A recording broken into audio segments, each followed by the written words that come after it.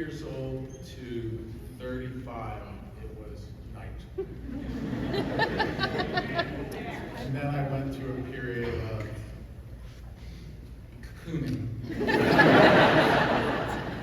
And I came out to be a day person. Now this one's tricky because I'm a cat person. Cats or dogs? Definitely dogs.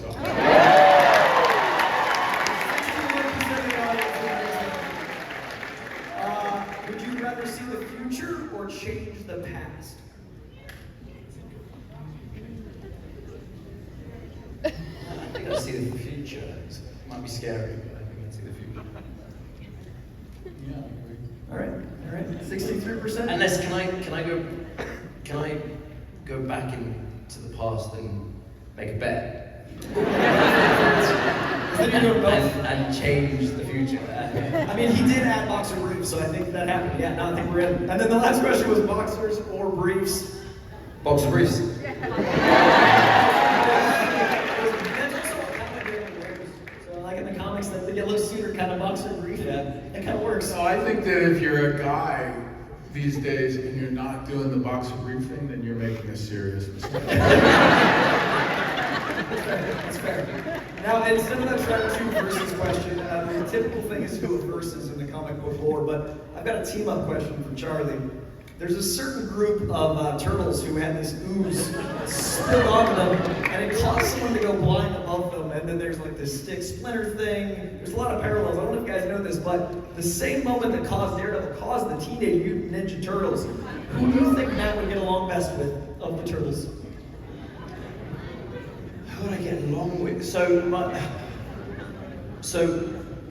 I became my kind of memory of kind of falling in love with the Teenage Mutant Ninja Turtles was before the films came out. When I had a NES.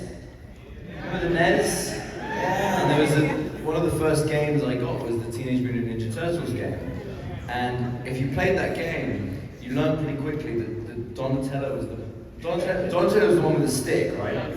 He was the best one because he had the best reach, right? So he's like de facto always been my favorite because of it.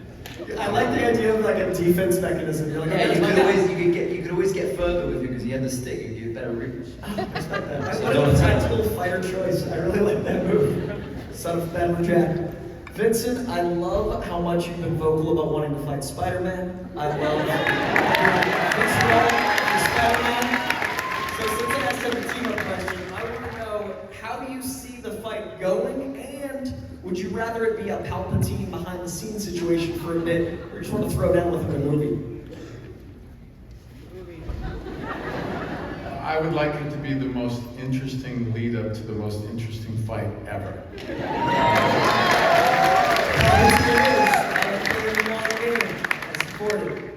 All right, so we also have... What am I going to say? So we apparently have a second game, which I am very curious about. It's like a Family Feud situation. So it's basically letting me know the other, which one you think it is. So which one of you forgot their lines more often? When? On the initial run we'll go with, because you got more data with that. So on the initial run of Netflix. Not Charlie and I, never. I agree. I support that. Who wrote character the most? Broke character the most? Never. Who's a pickier eater? Who's a what? Pickier eater. On set? Mm-hmm. I thought, well, I won't say anything. I saw Charlie stuffing some weird shit. I would never touch. At that time, I was like 3 times his size. I was like, really? You know, there was things when you're filming, right? It's 4 in the morning. You're wearing spandex on a rooftop, and it's freezing cold, and you're waiting for the next shot, which could be 90 minutes of it, and you kind of find yourself gravitating towards the craft table, and you just were like, I'm just gonna eat my feelings. And there's some weird shit on there. And you're like, I'm gonna try that. What's happening now? So the answer is Charlie. Which one of you was always on time? You are as well, right? We're on time. I love that that's your guesses. More likely to go skydiving. I've been skydiving. All right, there it is. That's the personality test we got past. Do you have any interest? I saw a videotape of my daughter doing it, and she literally cried the whole way down. It's just like awesome, athletic chick. Like, she's amazing. But wow. But then I just heard she recently just told me that she's going to do it again. I'm like, really? You're going to cry all the way down? So the psychology of these characters have always fascinated me because they're so archetypal that we can all connect with them and they've lasted so many years for a reason. But I also feel like there's an inherent moral compass to them in both directions. What do you feel you gain most from registering that character into you? Do you carry any lessons from playing them day to day?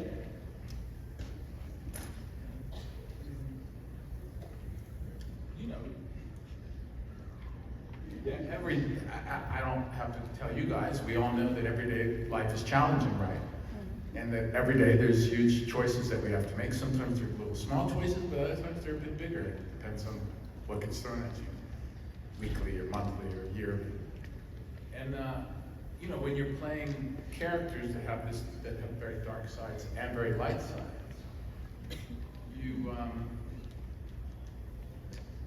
well, I'll speak for myself. I reflect back onto my real life and the feelings that I've felt when I've made poor choices.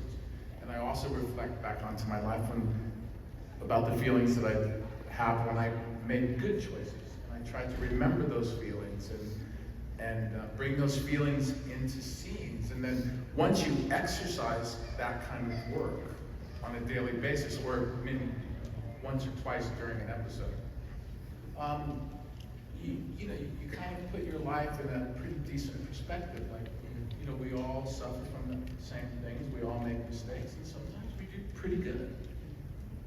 And I think that's the human experience. So yeah, for me personally, yeah, I do. I take things away from it. Yeah. I love that. I love that Kingpin's highs and lows of Eva, and in fact, that's beautiful. It's such a fun thing, and I guess because we've been doing it for so many years now, you don't really think about the fact that a lot of people don't act, but it's such a fun thing to be able to experiment with how you might talk to someone without the consequences of actually talking to someone.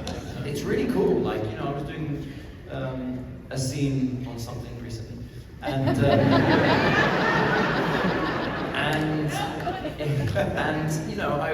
one of the takes, I spoke to the person I was speaking to, and I was really rude, and I my own filter in real life, I don't think I would go to that place. I would know that you can't speak to someone that way.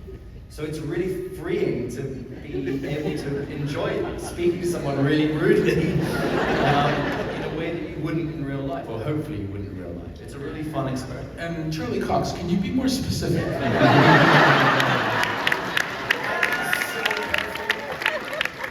It's so interesting because I genuinely can't wait to watch the thing you may or may not be filming. So I don't want to know anything, and that's the best feeling in the world. You guys are making something that I want nothing to know of because I want to live it. That's so exciting to be a fan right now. It's so special. And that actually brings me to my penultimate question. This is something you've both been so happy about coming back to, and you've been so public about that happiness of being back. Did it feel that way on the thing you may or may not be filming? Just, I don't want to know anything about it, but like, did it all register? Does it feel like a homecoming? Does it feel warm, like a reunion? I mean, every day, I'm still having moments of like, this is unreal, I can't believe this is happening.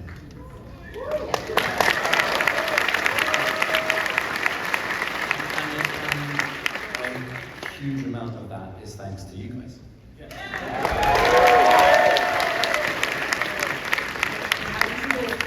What was the actual, I know you were waiting for, but the phone call was hopeful. Was there a phone call? Was there an email? How does one find out a thing is it a Twitter trick? How do you find out? Does he have a hat? Has a hat. his cat. Calls you one evening. And he tells you half of everything. And my last question for the day, because we I have have one thing to say real quick. As far as going off what Charlie said about every day, there's a kind of feeling about, wow, we're doing this. Like even today, being with John and Charlie, being with them, you know, it's so delightful. There's nothing wrong with it. Like there's nothing wrong with these two other actors. In my mind, they are just both so good and so pleasant to be around. And you know, our business can be hairy at times, and you know, to have two guys of their talent and be just genuine human beings, and it's fun, just fun to hang out with. Right? I mean, it's not complicated, really. You know what I mean? It's a wonderful thing. So, in the sense that what Charlie said, I agree. There are experiences on this thing that I'm doing at the moment, but there are like real kind of, you know, ideas of this is a guy. His name is Charlie. God, it's been great to be around.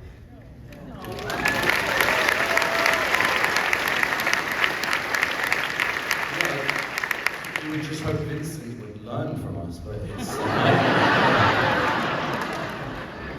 That actually, you started my last question with, I was going to ask about John. He obviously had a whirlwind tour coming in and had to leave, and he's been busy. He couldn't be here, but he was here. What was it like for you guys to start to do the con circuit as friends once you got to know each other? Because I think this is one of those beautiful communities in the world. Like, it's an actual community. Comic cons are about sharing in person. We're not digital. We're here together. How was doing those together as friends and traveling? Well, John educated me. Like, in those first few years when I first went to my first con in 2015, John had been doing it because of The Walking Dead. He was like a veteran of these things. So he kind of told me how to do it and what to expect and what not to expect, and you know, like I learned from him. He's like one of the OGs. So it's fun to be able to do it with him now, and we're both kind of like, been on the circuit for a couple of years. Veterans of the Comic-Con game. Well, this was an absolute pleasure. Now remember, downstairs you can get selfies and autographs from these gentlemen. Before that, I want to take a selfie with all of you guys. Can you take a picture real quick? Yeah, thanks Let's guys. give it up Thanks for so much. Charlie Cox and Vincent. Thank you.